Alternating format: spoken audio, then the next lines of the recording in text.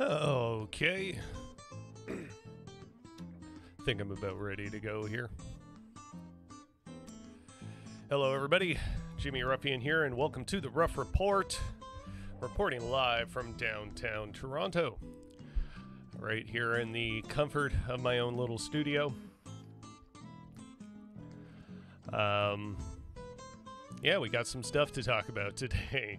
I haven't done a regular stream in a couple weeks, and I noticed that, the last stream I did, it ended up really choppy, and the way YouTube ended up doing it is it's just like every few seconds something was disappearing, and so I ended up having to take it down from YouTube. I don't know what happened there, so hopefully that does not happen again. So if anything strange is happening on the stream and you are watching live, please let me know. So I don't maybe have that happen again.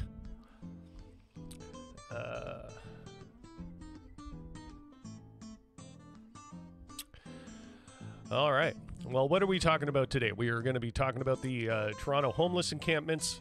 We're going to be talking about the recent protests in Cuba a little bit, and more, not so much the protests themselves, but rather a certain reaction to them and what we tend to see in the media and how we should maybe question some of the things that are being shown to us in regards to countries like Cuba, much like we've seen in the past with Venezuela and things like that. So, here, let me get that music off.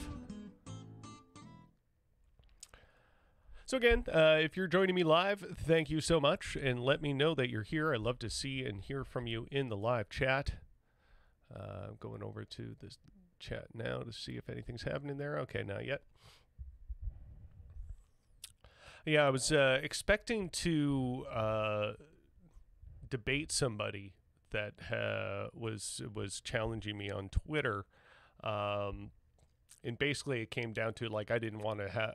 I don't like having debates with my thumbs and, like, sitting there on my phone for a long period of time, just, like, kind of, like, anxiously hacking away. It's not even, like... And I say anxiously because it's, like, the nature of, like, typing like this while trying to, like, maintain a thought and having a debate. It's just, like, it doesn't jive with me. It just, like, the whole energy of it makes me feel kind of like anxious and on edge. So I just don't like doing it that way. I would much prefer to debate somebody in this sort of medium, right? Like how you would see, podcasters regularly debate each other. I just find the verbal method to be fundamentally a little bit more like honest and not shrouded in or ambiguous in its in how you're saying something and how you're phrasing something, and that sort of thing. Anyway, I was expecting that I was to have a debate with this person on Twitter, but they ended up postponing it until August. So hopefully something there can come of that.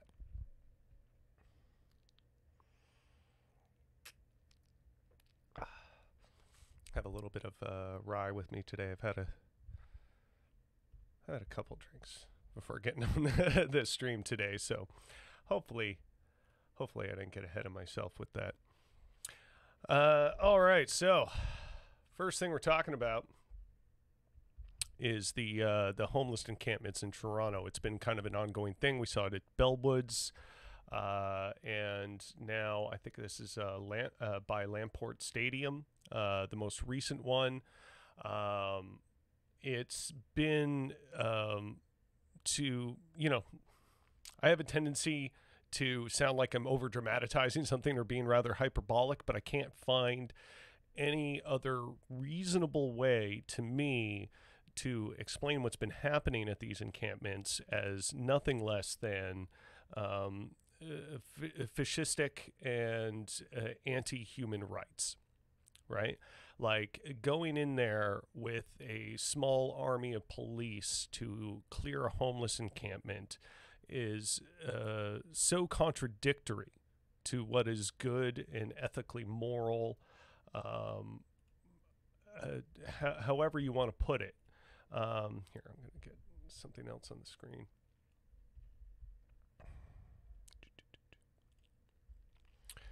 All right, so this is the Hoser on Twitter. He posted this video of, content warning, police beating demonstrators at the front of the station. This is after, I believe, the encampment had been violently cleared. We're going to be looking at some footage of that as well. But this is after that, and protesters had basically shown up to the outside of 14th Precinct, I believe. And this is more or less what ended up going down there. We stand our ground! We stand our ground! We stand our ground! We won't back down! We stand we won't back down! We stand our ground! We won't back down!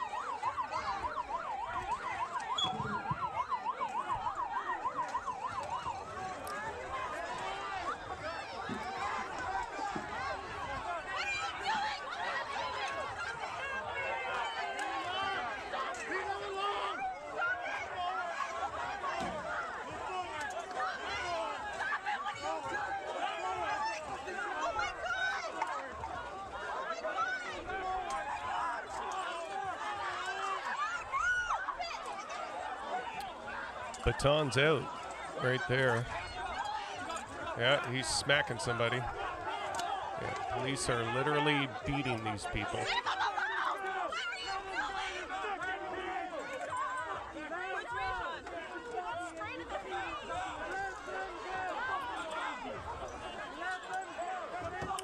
Yeah, pepper spray abound. A friend of mine got pepper sprayed while they were there.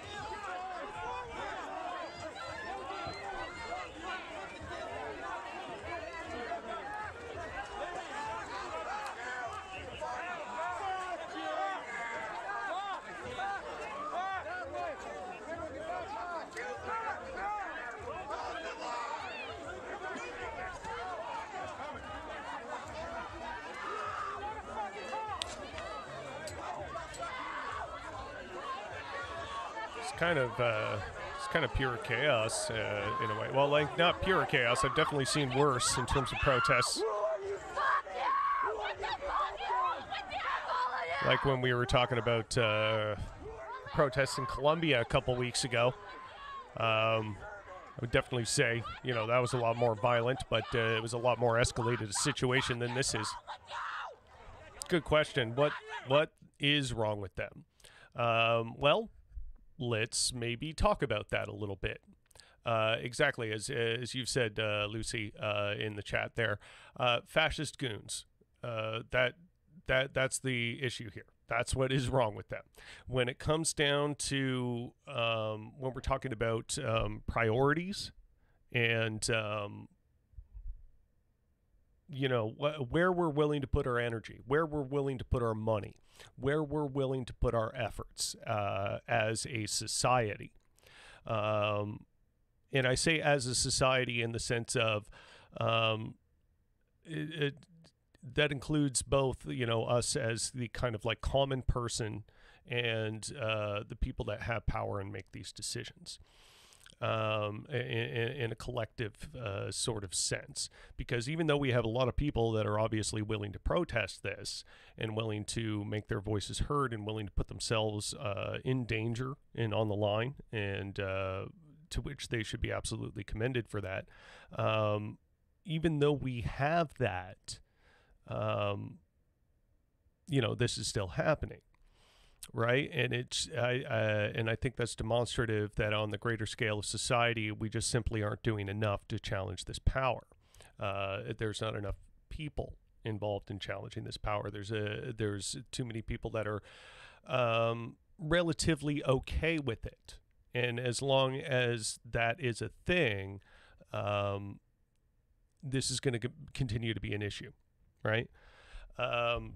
It's, as much as it is, or should be, and should, as I always say, is a laborious word in the sense of it has to pull a lot of weight every time you use it. We should have a society where, yes, our priorities are in this certain order, and it's up to the people who are in power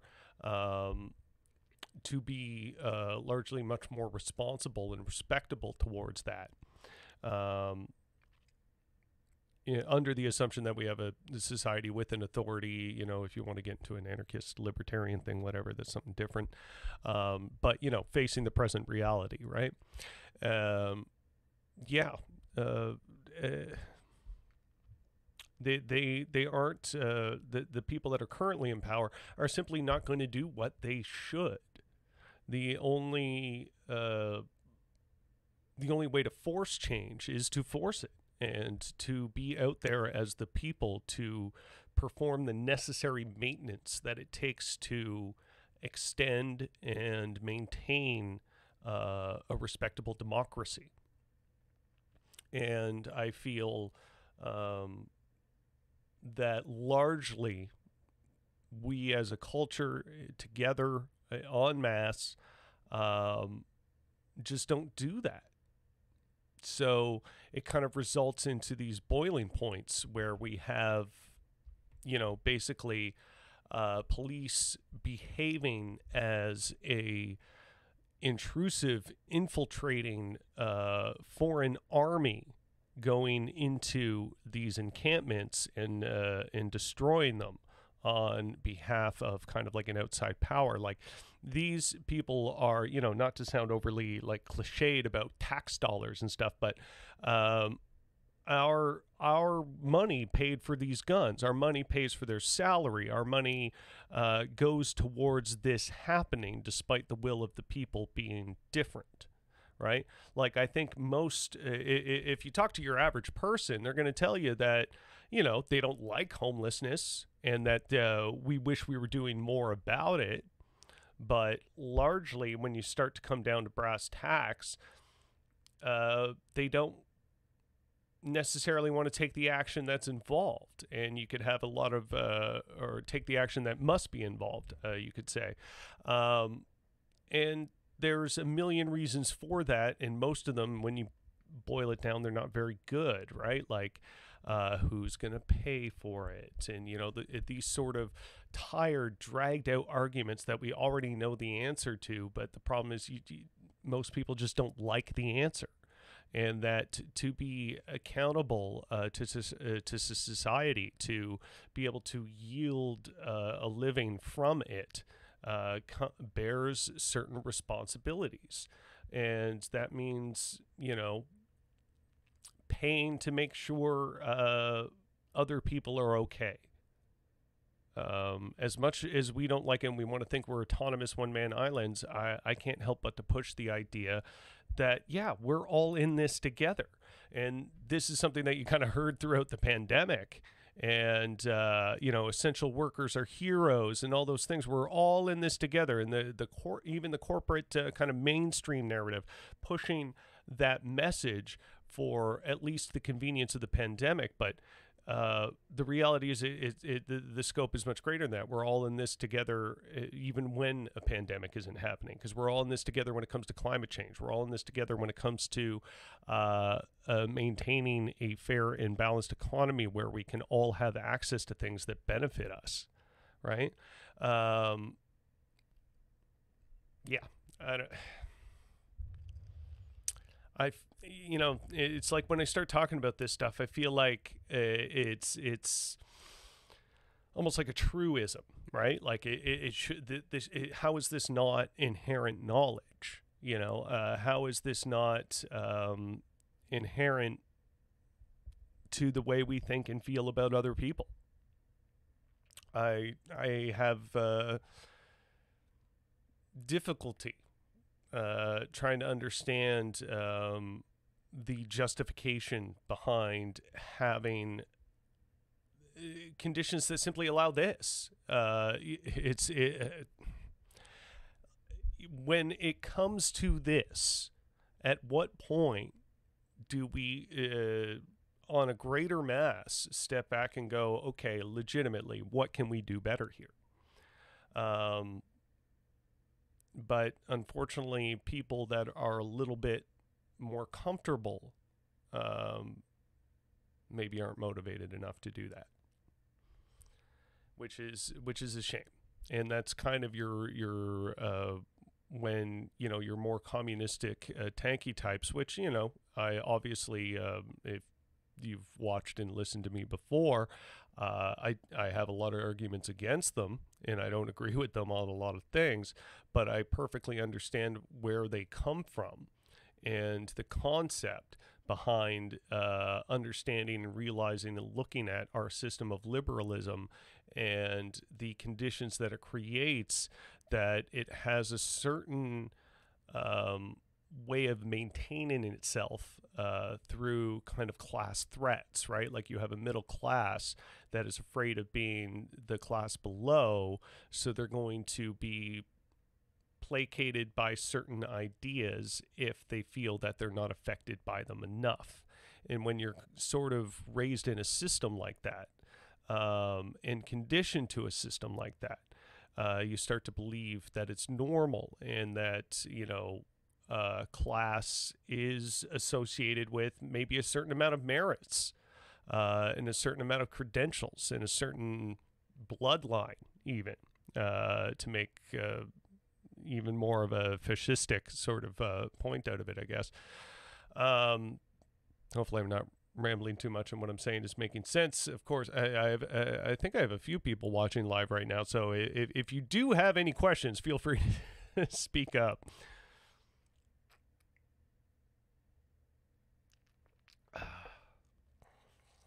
And I do enjoy it when people engage in the chat, so I encourage that plenty. Yeah, I have the Streamlabs multi-stream here, so it's supposed to be showing me everything everybody's saying. So hopefully I'm seeing that if you are talking at me right now. Yeah, so like it to me it's pretty cut and dry, and you don't have to get into a whole lot of nuance about this. As I've said before, my analysis and the way I sort of tend to politically unpack and disseminate these things is through a lens of hierarchies, and like in the sense of who has the power, how are they using it, how is that power distributed, mitigated, and controlled in a certain way. Like we have controls in our democracy, or certain amounts of them, that limit the powers of our leaders so they cannot make certain, sweeping, drastic decisions and things like that. Liberalism has a certain amount of its controls in that sense, right? But obviously, within that structure, we currently still have very much an inherent class imbalance, and that class imbalance manifests itself in these sort of situations. Because if class was not this much of a priority, or this not much of a concern in terms of our collective indoctrination, we would find ourselves much more collectively prioritized in ending this homelessness situation. Like I'm sure I've mentioned it on the show before, when like Finland has effectively ended homelessness. I'm sure there are imperfections in that system, but to say that they've gotten the numbers low enough and enough people sheltered and housed that they've effectively ended the problem, it not only shows that it's doable, but it shows, like, when you look at a culture like that and where their priorities are and what their main focuses are, and that's around a lot more workers' rights, and a lot more sense of what makes people happy on the day-to-day, and not just a certain group of people, but the Finnish people as a whole, right? When you have a system that prioritizes that a little bit more, even, like, you can there's lots of criticisms of the Nordic model. It's essentially still capitalism. It's just a lot more socialistic in the ways it conducts itself in comparison to, say, Britain, Canada, United States. Um, yeah, but nonetheless, they obviously have a greater priority in a certain realm of things. And when we put those things as a priority, we collectively become a little bit better and happier. Yes, that comes at the expense of people who are high earners, not necessarily earning that high, but that is ridiculous in the face that we have, people like we've heard so much about recently, like Jeff Bezos blasting himself off into space. When there are people that can have the means to do that, while we still have masses amount of people going homeless, I don't understand how it is not a huge problem when that hits your brain to go, wow, there is something deeply broken about the way we are conducting ourselves here. Anyway, let's get on to a little bit more footage and get to the finer points of this particular situation. Here, switch around the footage here. Bear with me. Okay. So this is from Global News. Yeah. Let's show.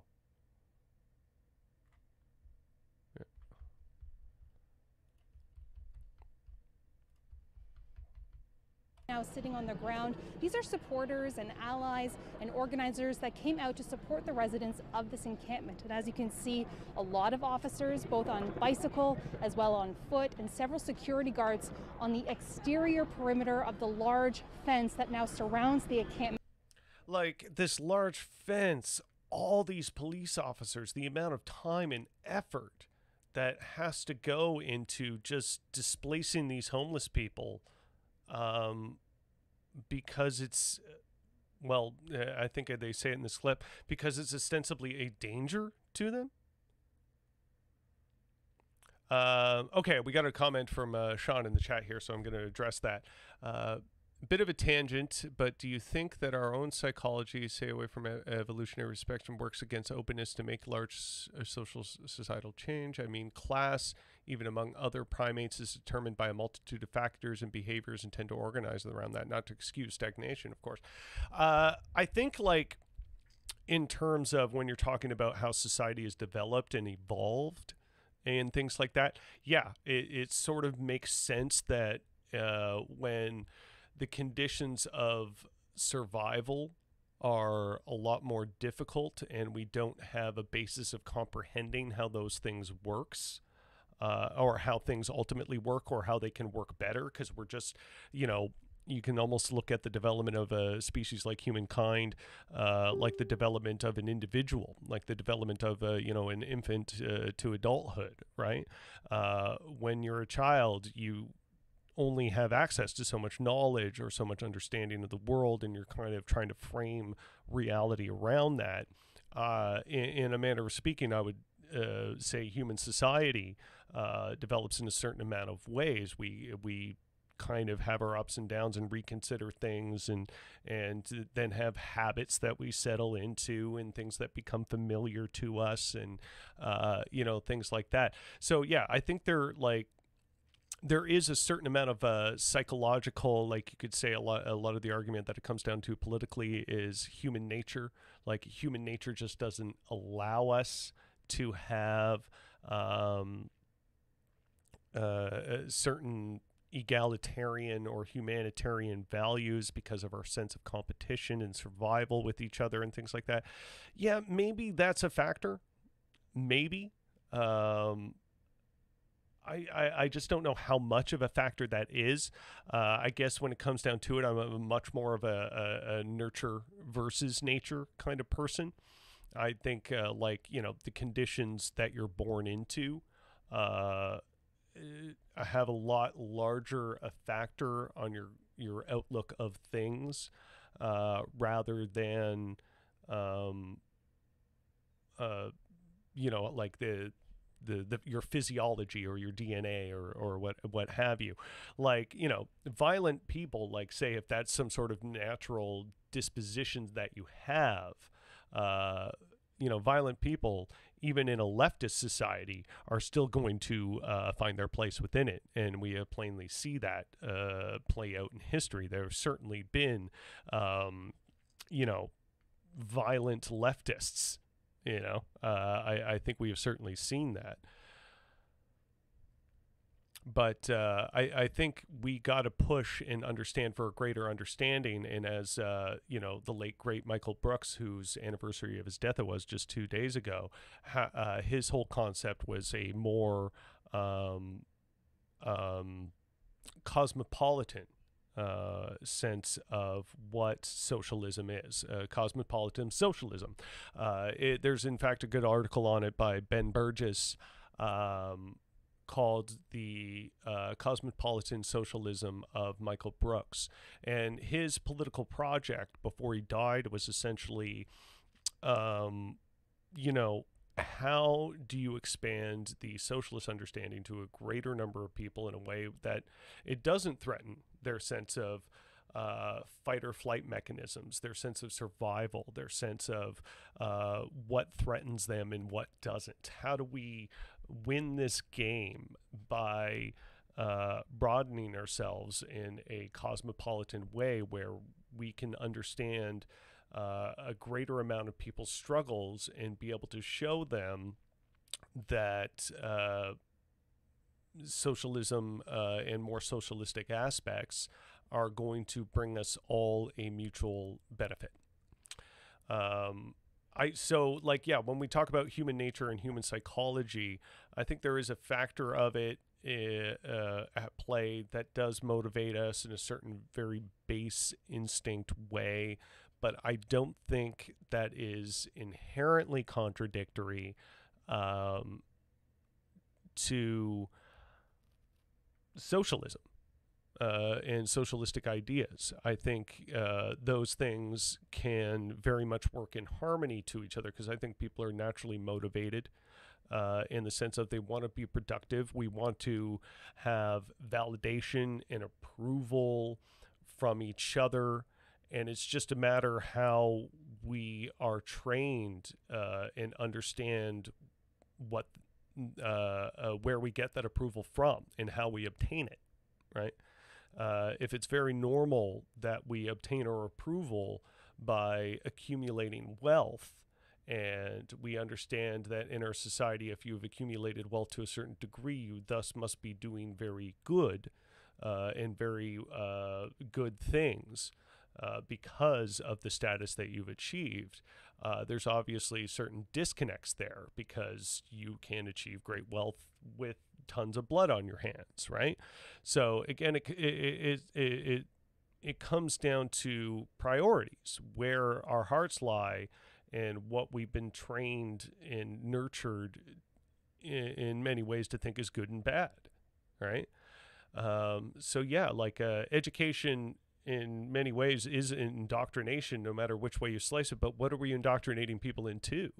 What is good and what is not good in terms of, maintaining happiness, maintaining the human species, maintaining, just a quality of life, right? These are the big questions. But what I want to drill home is that if our priorities are in this sort of separation of the class structure, where, if you find yourself at a point in your life where you're living in an encampment and you are like, here, actually, I'm going to get to this point in a second. It's a bit of a segue, but John Tory is going to say something here. Here, let me fast forward to that clip. Yeah. We have been making a continuous effort every single day to get people to come in on a voluntary basis. We have made 20,000 visits to people resident in the encampments over the last few months to talk to them day after day about coming into different forms. We've taken people on tours of the housing accommodation that's available. We're expecting things to potentially get rather hectic, so I think what you're kind of feeling is that tension of the potential for violence.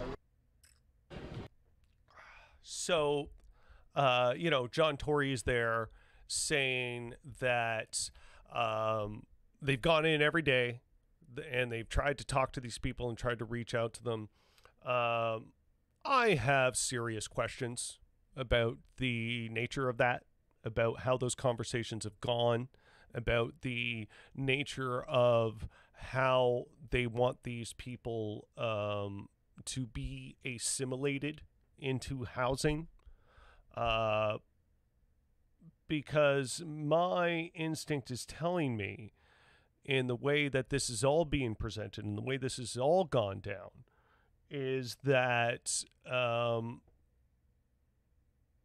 these people aren't being given a whole lot of sense of choice and agency and comfort over themselves. You're talking about, a population of people that has a lot of disadvantages that may make it difficult for them to fit in the greater amount of society in the ways that we have come to expect.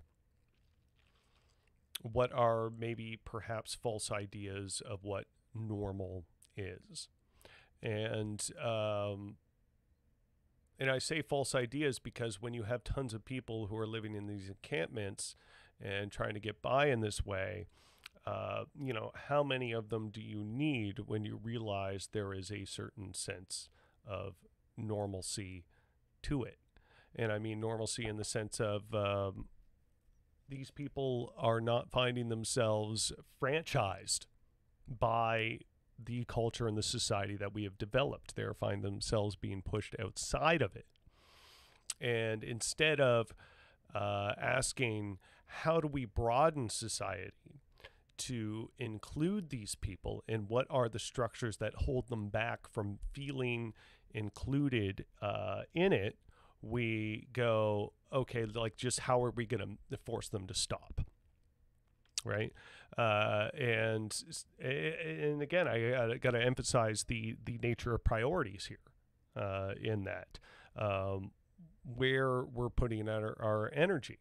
I don't think our energy is being put into the idea of expanding our understanding to help these people, but rather trying to force these people into our understanding, if that makes any sense.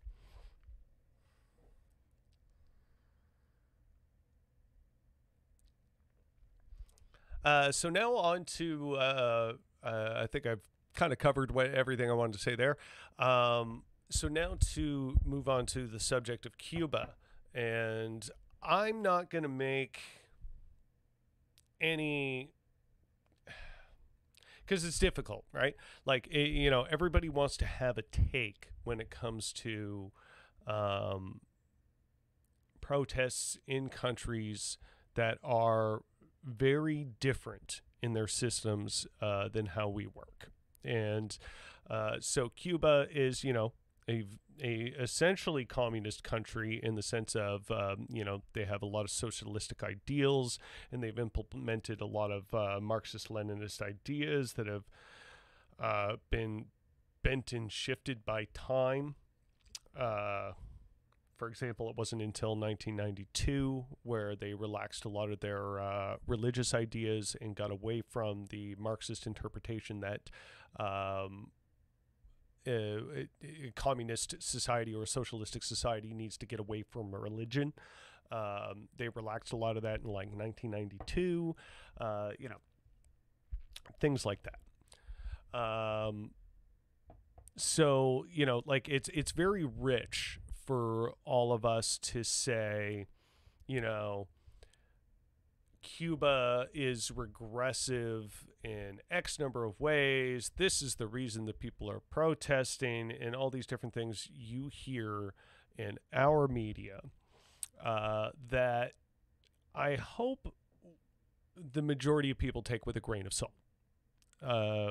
It's a lot of it is propaganda, and that sounds like, you know, absurd in the sense of, oh, it's just, you know, like the man, and it's very easy to kind of like read what I'm saying in that context.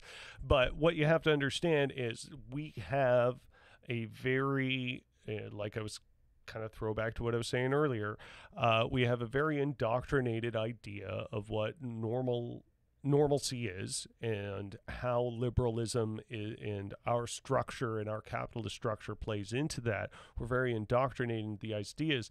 So when we look at a place like Cuba, it's very easy to go, well, you know, that's their problem, you know, obviously. But look at this homeless encampment. Look at what's happening in our own society. There are tons of people protesting our government in all sorts of ways. Not only are a lot of the protesters there completely anti-capitalist capitalist and anti-liberalism and would love to see full-on socialism and or communism or anarchy or libertarianism or whatever your case may be implemented, and that kind of ties into their politics of helping homeless people. But then there's also a lot of liberal people who are just want to see a homeless problem improve and be fixed in their own kind of vision of how that might look. You know, are other countries, like, are they getting fed this in Cuba and being shown that, oh, the Canadian government, it's collapsing. All these people are so upset with the Canadian government that it's, you know, it's going to get torn down because their system is so vicious and awful. That is sort of the same thing that we're getting from Cuba.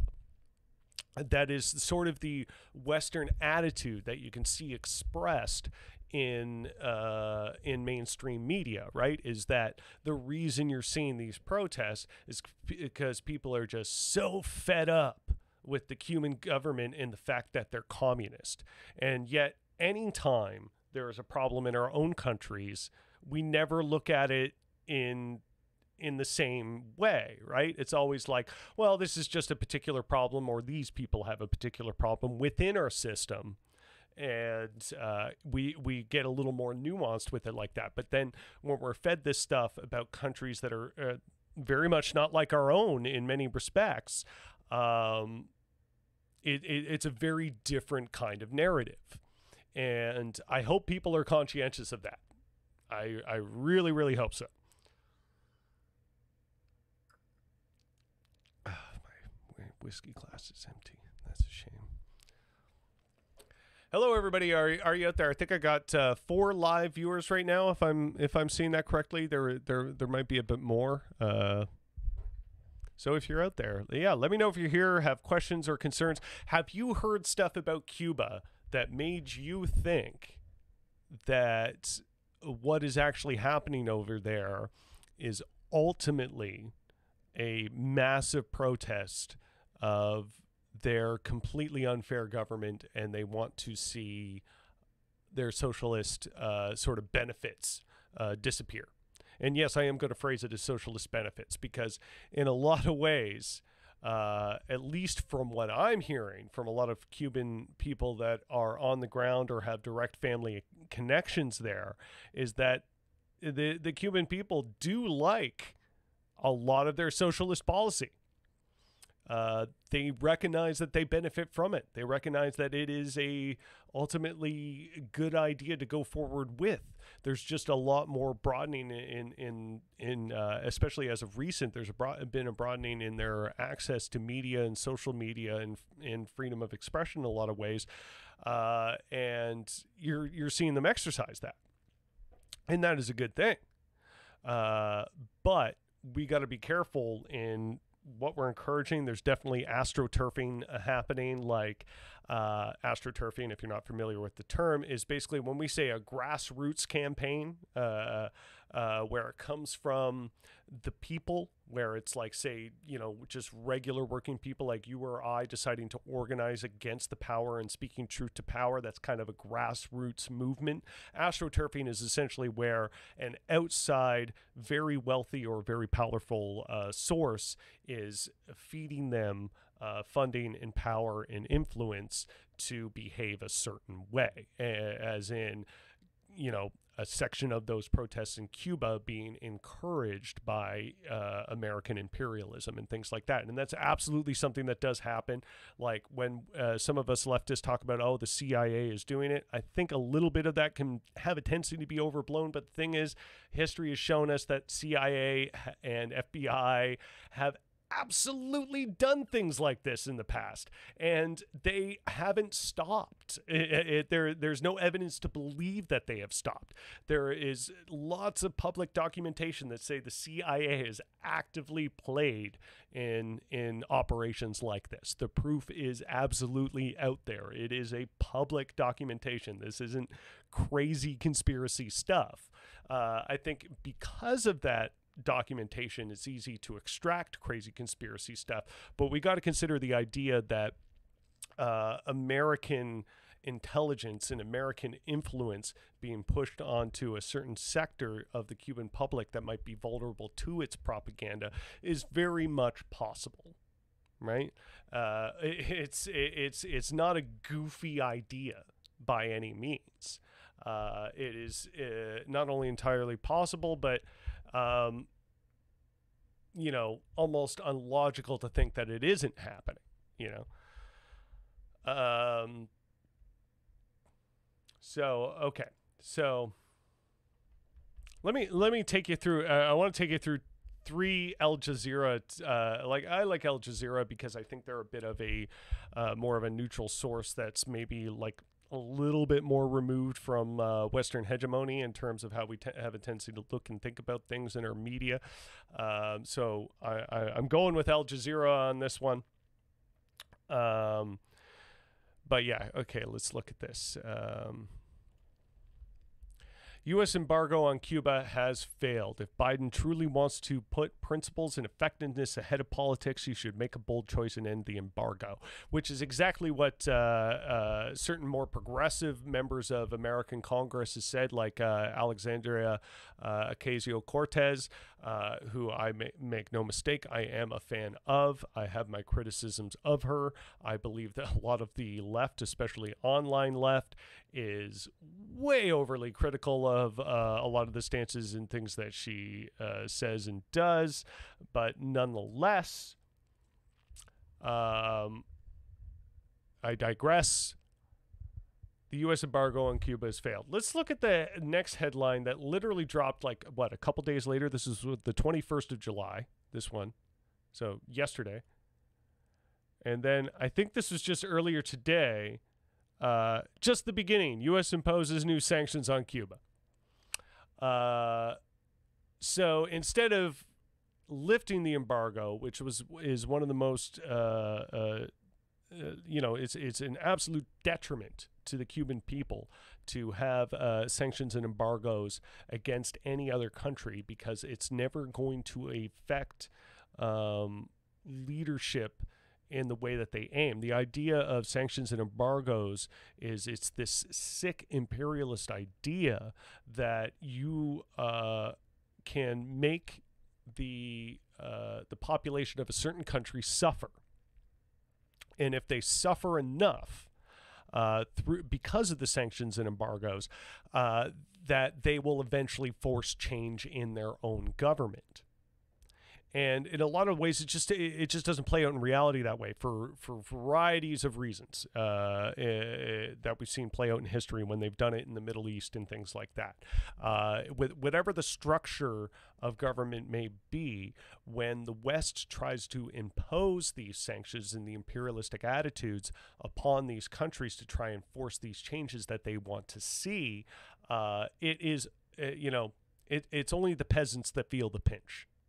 You know, you're not talking about the powerful people experiencing the fallout of this. You're not talking about getting results that are going to be positive for the citizens of that country. It just means it's more suffering for them, right? So, unsurprising, but disappointing nonetheless, that Biden has decided to impose more restrictions on Cuba rather than doing the thing that might actually help the Cuban people. And I mean might as in it absolutely will help the Cuban people in their conditions if that embargo is lifted. I want to refill my glass. Oh, well, I only got a few minutes left in this episode anyway. Basically, to show the final headline here, go up. Fake news proliferating online during Cuba protests. Yes, you have to know that, especially as social media and outside media and freedom of expression and things like that has become a lot more open recently in Cuba, they're going to be susceptible to a lot of outside propaganda, which is a big reason why certain socialistic and communist societies try and put limits on media, is because they don't want moneyed interests to be infiltrating the minds of citizens. Yes, you could say it's a little restrictive in a sense of thought control, but there is a little bit of noble logic behind it. I understand there are certainly arguments against that and flaws with those ideas. Believe me, I know, but I'm just explaining the intention nonetheless. Now, and of course, as that's happened, they're going to be like kind of figuring this stuff out. It's a little bit new to them as a culture, not to sound paternalistic or anything like that. It's something that just everybody kind of has to go through when you come into a new sort of media. But anyway, fake news in all sense. You got a lot of there's a big Cuban population in Miami, and what they're doing and what they talk about has an effect in Cuba because they're family and they all know each other and are communicating in various ways. So there's a lot of different propaganda and different fake news going in different directions. As this article tries to explain, it goes on to say that basically critics of the Cuban government are saying that it's the Cuban government that's putting out the false news about the things that are happening to them, basically saying fake things that might be negative a little bit about the Cuban government, or maybe seem like attempts to make the Cuban government look bad, but ultimately just so that government can turn around and go, see, look how fake that story was. The rest of the world is lying about us, so it's there's so much back and forth that it makes me sick that to get into a little bit of the online left topic that I wanted to touch on when I made that tweet earlier about this episode, is that there's a lot of this online left that's both anti-communist and pro-communist, or maybe a little neutral on communism, but they all generally have leftist ideas, and they're kind of arguing back and forth on what is actually happening over there, what they are actually protesting over, and is this government being fair to them, and all these various questions. And if I may attempt to cut through that fog a little bit, which has been sort of my intention in talking about that in the first place, is that I wouldn't get too wrapped up in that personally. I think the idea here is on our side of the fence, looking at this right now in our point in time, given a lot of confusion and weird dissemination of information, a lot of conflicting ideas, to try and cut through the fog to reach a greater amount of people in a very simple idea, is just to say we should stop fucking with them. We should stop trying to impose our will upon this country. Let's get rid of the embargoes. Let's get rid of the sanctions. And let's, treat this place like a legitimate country. And maybe let them have a sense of autonomy over what is good for them, right? Hopefully that makes sense. I don't know. Again, if you are joining me in the chat, I've gotten a few more people jump in on this episode here. I can sort of see that at least 6 people are watching live right now. If that's the case, please let me know you're here. Let me know if you got any questions, concerns, anything like that. Yeah, so to get into this online left thing a little bit, I don't know if I had the video up here. Yeah, this guy right here, he's a bit of a, we all know, I know Sam Seder of the Majority Report, but I was watching this debate and kind of going back through it between Sam Seder on the left, and on the right is a guy who's known as Destiny.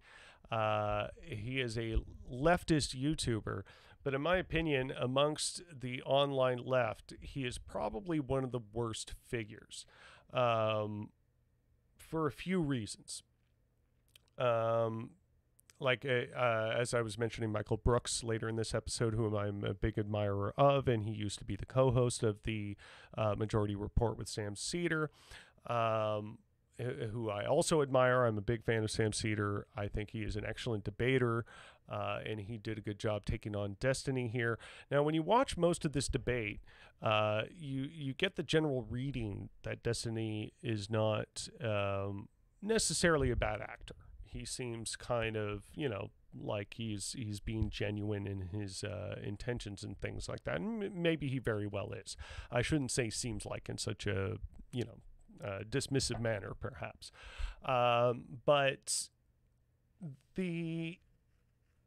my problem with Destiny is that on different mediums outside of these debates and his streams, even on his streams, he said a lot of really stupid things. Like just the number of bad takes that online leftist figures can have. Like just because they generally have a sense of progressive ideas, a sort of generally moralistic good sense of right and wrong.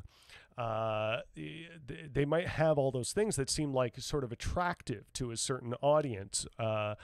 But then they go on to Twitter, and this guy, he nuked his Twitter account recently. I don't know why, probably because of what I'm about to explain, but he got rid of 90% of his tweets and basically reduced it down to nothing. He goes by the Omni Liberal on Twitter, by the way, which is just kind of a cringe name in my book. But he nuked his Twitter account, but he basically spent several days and then a little bit on his own streams about this, going on about how, trans people taking it within their own hands, that if they cannot get the medical attention that they need to transition and treat their dysphoria and things like that through traditional means, such as the broken American healthcare system, that they take to kind of self-medicating and finding ways of alternatives to getting hormone treatment and things like that. And Destiny, who describes himself as non-binary but still goes by he, him, he spent an exuberant amount of time creating insane outrage about this. I can get being concerned about people self-medicating. I can get that. Being lightly concerned, in the sense of, wow, I wish it didn't have to come to that. That would be my area of concern. How can we improve this medical situation to give people and trans women and men the access they need to transition in the way that suits them, right? And I'd be looking at it from that perspective, but Destiny decided to create a weird outrage machine out of it and gets wrapped up frequently in weird Twitter drama, almost ostensibly out of the devotion to just keep posting stuff and keep attention on him. And there's no way that spending like from a person of his perspective and his supposed morals to spend this amount of time on a subject like that and being glib, sarcastic, and outraged by it is just so incredibly silly and bigoted that to me it gets to a point where it doesn't matter if they have some good points. It doesn't matter if some of the things you like, oh, well, they have generally good takes. It's like it gets to a point where it's like, yeah, but that guy has, like, there's just way better people to be listening to. Like, if you're looking at the two leftist figures on the screen here, there's one who spends a lot of time getting into weird Twitter drama that's purely for the kind of social cachet and the sense of cred. And then there's a guy who has spent his life, or a good portion of his life, being devoted to being politically genuine and honest, and that's Sam Seder, and he is particularly a good debater. So yeah, like if I'm looking at two people to spend my time listening to and getting my information from, it's not going to be Destiny. I can tell you that right now. So like what I really don't understand about the sense of the online left is, again, like I was actually reading a thing by on Twitter by like a Twitter thread by oh shoot, I forget his name. He's basically a professor of economics at a university in the United States, and he's very left-leaning. He's very communistic and very socialistic, and he was basically saying, you know, there's a lot of reason to think that these narratives are getting pushed online in sort of a disinformation campaign sort of sense. It sounds a little bit paranoid to me, but at the same time, I wouldn't doubt certain channels of information being interested in muddying up the waters of leftist thought. Just to put it that way. I wouldn't be surprised. Again, given the history of how these organizations have conducted themselves and things that they've done historically, super amount of time thinking about it, I would reduce it to much more simplistic sort of problems and say, look at these two characters on the screen right here. Both of them make a lot of good points in a lot of good ways, but one of them frequently peddles bullshit and the other just doesn't. So who are you going to spend your time on? Who are you going to spend your time defending? Why defend a guy who will spend an entire week losing his mind creating hysteria about bathtub-made hormone medication and why trans people shouldn't treat themselves, versus a guy who recognizes that that's just not a stake in the game that he has, and that there's way more positive and productive things for him to be talking about, right? Especially as somebody who himself is not trans. So yeah, in this particular debate, they're talking about the relief of student debt. There's a student debt relief plan that, and Destiny is arguing against it, again, for reasons I don't understand. He's like, oh, I want to see more of the money just being directed at poor people who need a lot more and not be given to this broad audience of people who are getting college degrees and have college debt, and maybe they'd have an easier time of paying it off.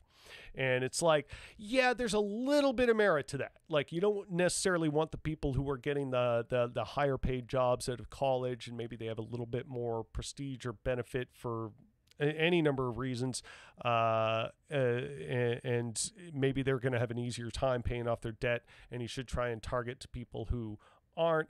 They get into that a lot of bit. It's actually a little bit of an interesting debate. If you're so interested, watch it, and you can kind of understand how Sam Seder is a skilled debater, and I think soundly defeats Destiny in this particular scenario. But basically, for some reason, Destiny is just arguing against that.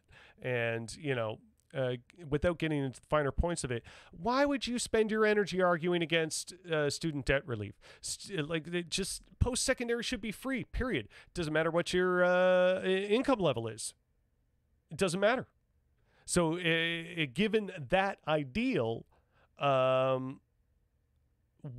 should anybody continue to carry student debt? Anybody. We have the money and we, I say as in the United States, I'm Canadian obviously, but like we as a sort of westernized capitalist society and how we've conducted themselves have the riches to do the right thing. Like both Canada and the United States could make post-secondary and student debt relief a thing if we so had the will and the priority to do so. Right? So the fact that Destiny even wants to make an argument out of, well, maybe we shouldn't do student debt relief. Like, just fuck off. Why are we wasting our time on this? It's very simple. It's like the same thing, and I know Sam Cedar has debated with people about this before, when it comes to like kids' lunches at school and getting fed lunch at school. It shouldn't matter your economic standing. Every child deserves food, and they should all get it. And it should be nutritious food to the best that it can be supplied. And when you have a kid who has to get the school paid lunch versus a kid who doesn't, if you're creating a class disparity like that, you have no idea how mean children can be in terms of like, if you've ever had the not cool pants or the not cool shoes at school, you can feel very singled out. Well, imagine being the kid who has to get the welfare lunch, right? So if you just make lunch a good thing across the board, you're eliminating a lot of obstacles for people and a lot of social awkwardness and a lot of class divide. And just a lot of problems are immediately mitigated by supplying it to everybody.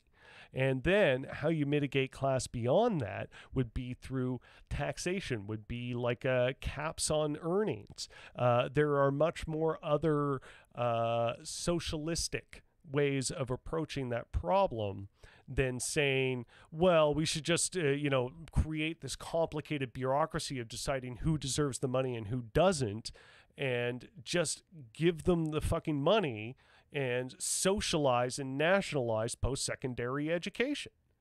It's much more simple. Like, is he going to turn around and argue for a medical system that doesn't provide to everybody, but just provides to people in a certain income bracket? Again, you're overcomplicating a situation that can be very simple. Just provide it to everybody, and you won't have a problem. So, like... and then you tax them appropriately or have dominion over certain resources as a state that can fund it. Again, like, not the perfect socialist or communist ideal, but I'm talking about in a reformist way that we could easily make this happen, that doesn't involve making it more complicated than it needs to be. Just provide this stuff to people. It's easy. So yeah, like when a lot of this online left wants to create these kind of arguments, or get lost in, like I was just in an argument recently on Twitter. I was just taking the piss. I wasn't taking it that seriously, and it turned out to be kind of funny in my opinion. But basically a trans girl had shared some fan art that basically like, this is Link from Zelda as a trans girl. And so many people got mad at this and started getting into like really philosophical arguments about gender and why presenting a character like Link as a trans woman in fan art is problematic. And it's like, between guys like Destiny trying to make arguments against student debt relief, and then, a very much large sections of his audience, because there's huge crossover between him and these very same people on Twitter, and the sort of audiences that they share and the groups and thought that they operate in. There's so much of this very silly stuff that I don't know. I've developed a pretty strong filter for it personally, where it's just like when I get this shit, it's like the filters go up. You know, like the bullshit filters go up, and I start trying to figure out, okay, what's actually important here? What's gonna positively affect people's lives? Is it arguing over fan art of a well-known male character as a trans woman?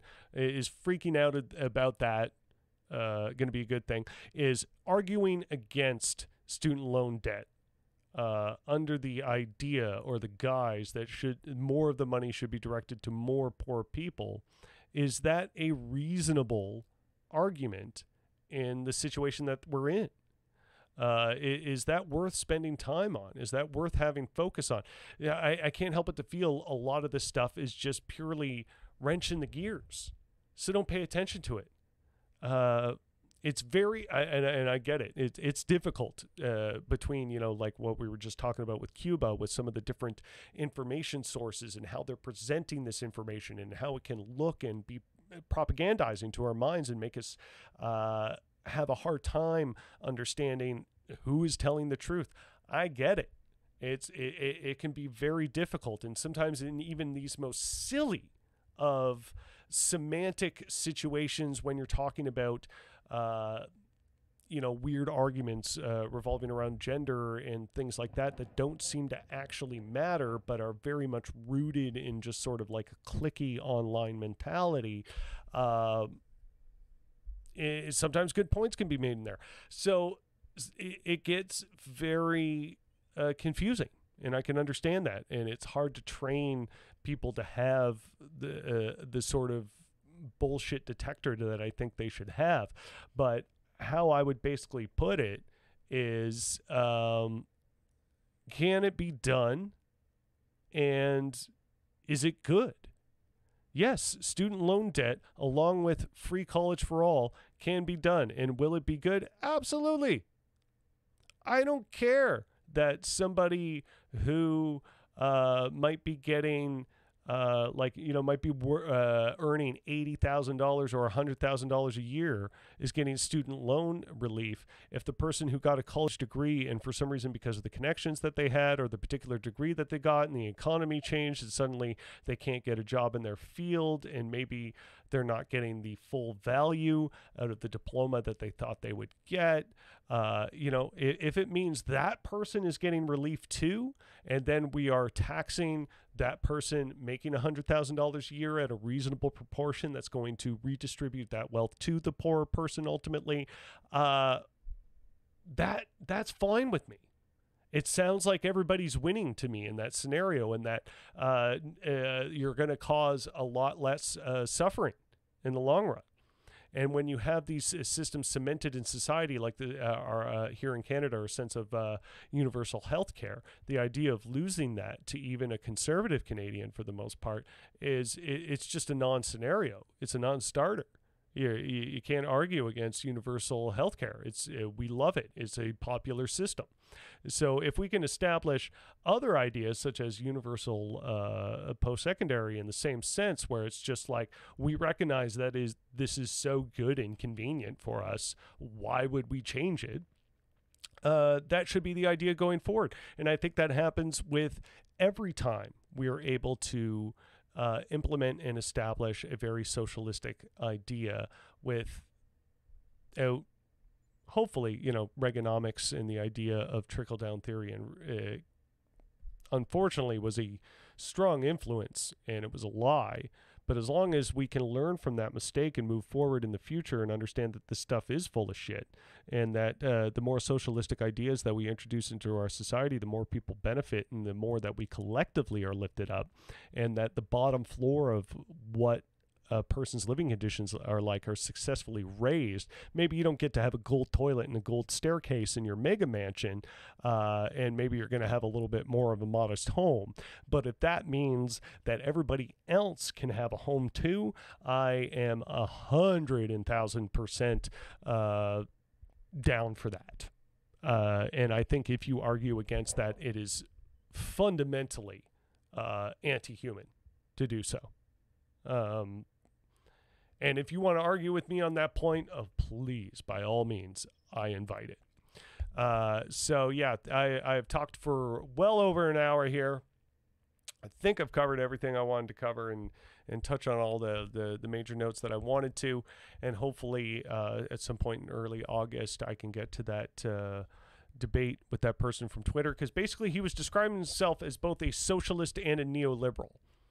And in my opinion, a socialist neoliberal is essentially a oxymoronic statement.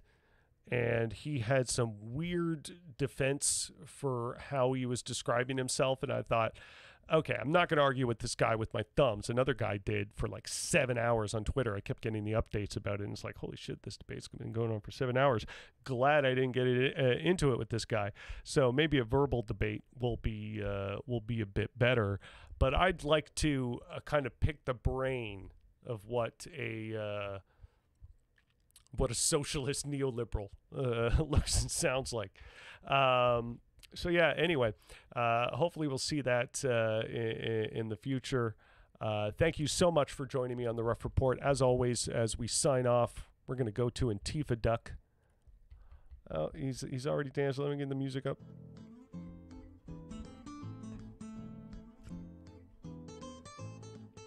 So yeah, join me next week. We'll be back next Thursday talking about more stuff like this. If you want to call in or have any questions, anything like that, let me know. Drop it in the chat. Send me a message. Whatever the case may be.